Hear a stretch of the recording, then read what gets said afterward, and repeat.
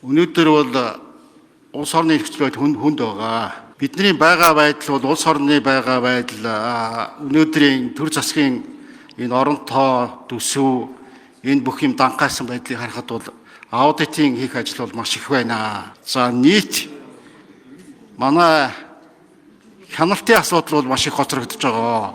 Ер нь баг хүнд хэцүү байдал байгаа гэж хэлгээд болно. За энэ одоо улсын төсвийн хөрөнгө оруулалт гэсэн ийм юм дээр ер нь манай харж байхад бол байж байгаа байдал бол сүүлийн үед бол одоо улсын төсвийн төсөв бол их томорсон байгаа. 4-5 жилийн өмнө бодоход бараг 5-6 дахин томорсон ийм байдалтай байна. Тэгэхээр та нарын ажил бол 5-6 дахин нэмэгдэнэ л гэсэн үг. Энэний үр дүн бол маш муу байгаа л да. Хангалтгүй гэсэн ийм байгаа байдалтай энэ Монгол улсын ард түмний амьдралд оройтж байгаа энэ бүх байдлаас бол харж болохоор байна. За төрийн аудитын байгууллагын хуулиар хүлээсэн нэг үндсэн чиг үүрэг бол энэ төсвийн төлөвлөлтийг одоо зөв болгох, за орлогыг одоо орлогодоо уялдсан зарлагыг тооцож одоо дүгнэлт гаргах, за зарлагыг аль болохоор нэмэгдүүлэхгүй байх, ялангуяа төсвийн алдагдaltaа төсөв батлуулахгүй байх ийм чиглэл онцгойлон барих ийм одоо зарчимтай.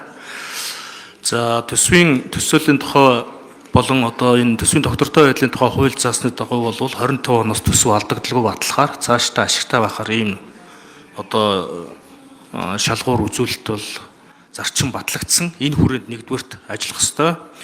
За хоёрдугаарт улсын хурлд өргөн мэдүүлсэн төсөв болон өргөн мэдүүлэх төсөв. За мөн аймгийн нийслэлийн иргэдийн төлөөлөгчдийн хуралд өргөн мэдүүлсэн болон өргөн мэдүүлэх төсөл дээр төрийн аудитын байгууллага бол төсвийн орлогыг сайжруулах, зарлагыг одоо үр ашигтай үр дүнд чиглэсэн байдлаар тэгээ холбогдох бодлогын баримт бичгүүдэд нийцсэн байдлаар одоо батлуулах тэр саналыг бол одоо гаргаж ингэж хуулийн хугацаанд хөрвүүлдэг. Энэ бол хуулиар хийх үндэсний аудитын газрын нэг чиг үүрэг буюу хуулиар хийх аудитын нэг үндсэн асуудал нэж байгаа. Тэгэхээр аудитын байгууллага бол аль болохоор одоо бодлогын баримт бичгүүд за урт хугацааны болоод дунд хугацааны мөн богино хугацааны буюу тухайн жилийн бодлогын баримт бичгүүдийг нийцүүлж уялдаа холбоог нь хангаад хүрдэн цаг хугацаа хүч хөрөнгийн төлөвлөлөөд ингээд дүгнэлтээ бол өгдөг. Гол нь бол одоо асуудлыг шийдэл нь бол одоо хамт хурлууд дээр гарч байгаа. Орон нутгийн хурл, улсын хурл. Тийм учраас энэ чиглэлд бол хуульд заасан үндсэн чиг үүргээ хэрэгжүүлэхийн одоо мэргэжлийн чиг үүргээ та бүхэнд одоо хангалттай өгж ажиллах энэ чиглэлээр л одоо хичээж ажиллана л гэж ингэж хариулах байна. За хоёрдугаар тэр орон нутгийн чиглэлтэй тэр тусгай сангууд бол аудитын байгууллагын нэг одоо шалгагдах объект байдаг. За энэ сангуудыг бол мөн одоо аудит хугацаанд хууль заасны дагуу хийдэг. За хууль заасны дагуу хийгдэх аудит дээр нь одоо төлөвлөгөөт аудит гэж байгаа. Тэгэхээр төлөвлөгөөт аудитын сэдвийг бол төсвийн байнгын хорогоор баталдаг. Энэ хүрээнд бол бид нар төсвийн байнгын хорон дээр энэ орон нутгийн санг ч юм уу тодорхой асуудлуудыг бид нар сэдв болгож аваад тухайн ондоо хэрэгжүүлэх юм бүрэн болцоотой байгаа.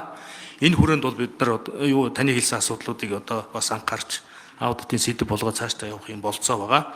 За 25 оны аудитын сэдв бол 24 оны 12 сард батлагдсан.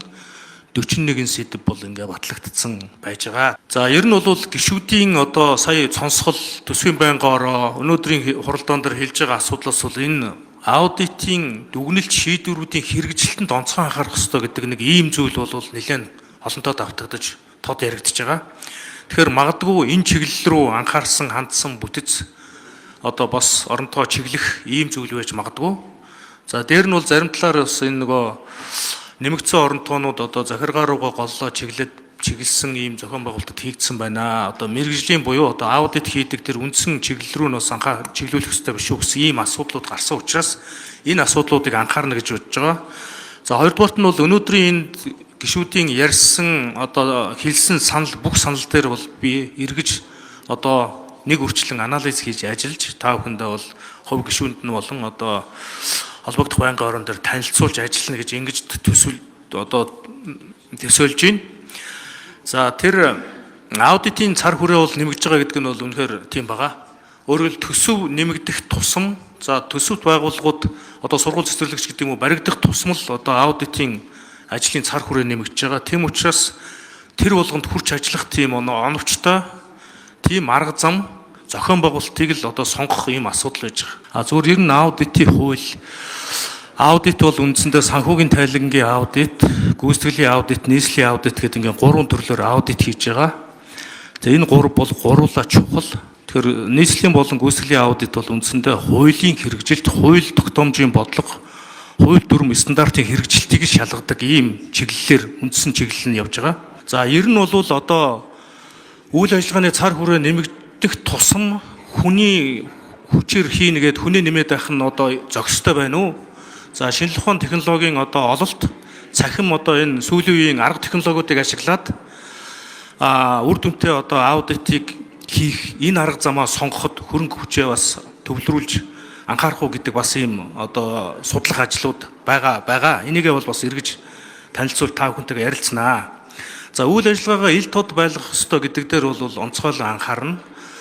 За яагаад вэ гэхээр зэрэг аудитын дээд байгууллагуудын олон улсын байгууллагаас гаргасан одоо тунхаглалууд ялангуяа Лимагийн тунхаглал за Мехикогийн тунхаглалд бол энэ ил тод нээлттэй байх ёстой гэдэг энэ зарчим бол голчлон туссан юм билээ. За 2020 онд баталсан төрийн аудитын тухай хуулиар ч энэ асуудлыг бол хуульчлаад өгсөн байгаа.